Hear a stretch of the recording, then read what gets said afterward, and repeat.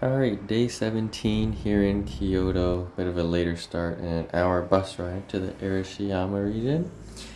Here we are getting some strawberry daifuku.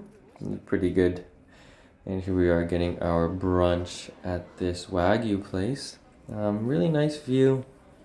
Just a nice garden area. But here is our Wagyu rice bowl and sheesh. So juicy, so tender, so fatty. Wagyu just never misses. So here's a bamboo forest. It's pretty, it's nice. The bamboo is really tall. And yeah, it's like dense because it's a forest, but I honestly feel like you could find this area, like find similar sites in other parts of Japan. It's not like bamboo forests are that rare, but here we are at Okochi Sanso Garden, and it was just this nice path just throughout the entire garden. So this used to be owned by a famous Japanese like silent film era actor. This was his private garden. But it was really nice. A lot of greenery. This guy was like probably loaded. I can only wish to have something like this. But yeah, you get a nice view just of the surrounding mountains. And there's this kind of lookout area that I forgot to film. There's also a tea house. It's $10 to get in, but it includes this free green tea. That was really herb matcha. That was super sweet. While we were there, it started to rain, but it stopped after maybe like 10 minutes, 20, 15.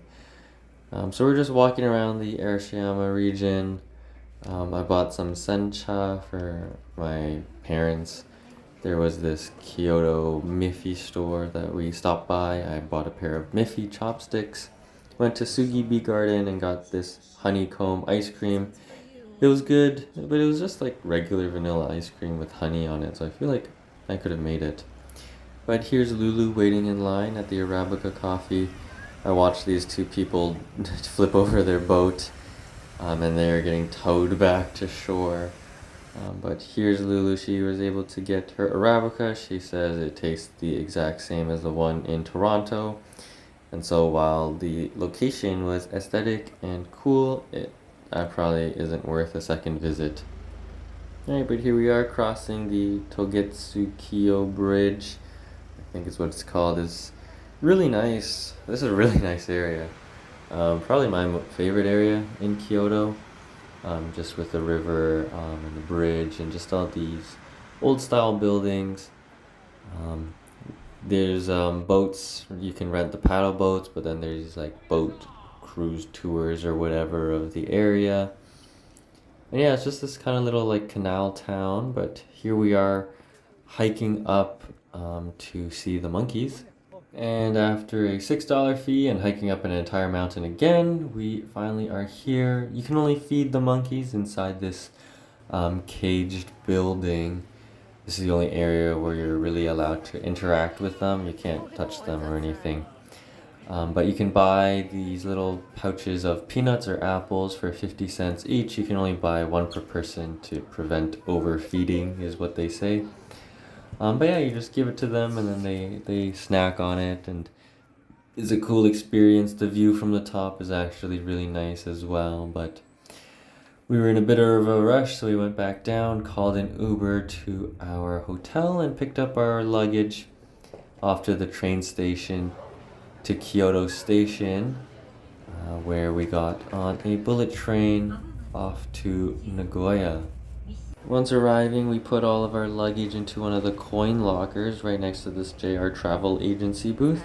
I think it might be the same with all stations where they have a big coin locker area there, but afterwards we went to the big camera that was connected to the station to look for some hand fans, finally getting some after suffering through Japan's heat and humidity. Making our way through Nagoya before we got to dinner at Koko Curry House.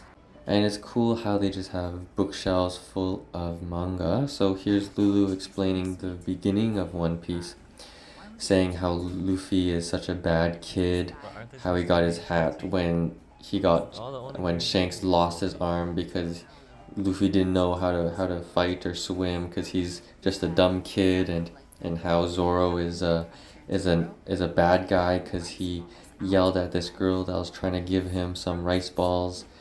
Um, I don't get it. But here is the curry that I got. It was really good. I completed the entire plate. Cocoa curry actually is goated for real. So delicious. But afterwards, walking around Nagoya, it's actually pretty nice. A lot less busy than all of the cities that we've been at.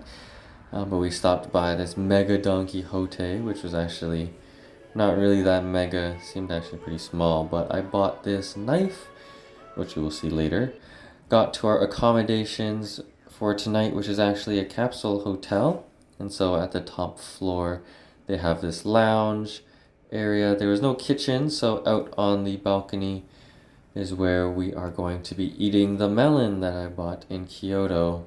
And so it was very jank, but we cut open the melon, was just cutting slices, and it was so juicy, like dripping. We had to clean up all of the juice that just dripped from eating the melon. But here is the actual capsules that we'll be sleeping in tonight. The building is separated by gender, and that's the pod that I'm sleeping in. It was an interesting experience. First time doing capsule pods. It was okay. It was really cheap.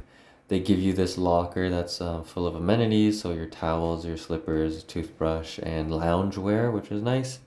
There's also showers, and this communal washroom area that you can use. But I don't think I would do it again. For some reason, there was like a guy eating snacks at like midnight, and then someone's alarm went off at like 4 a.m. Just because there's really nothing separating you from the other pods, just literally just a screen. So just chilled and went to bed, and yeah, that was it.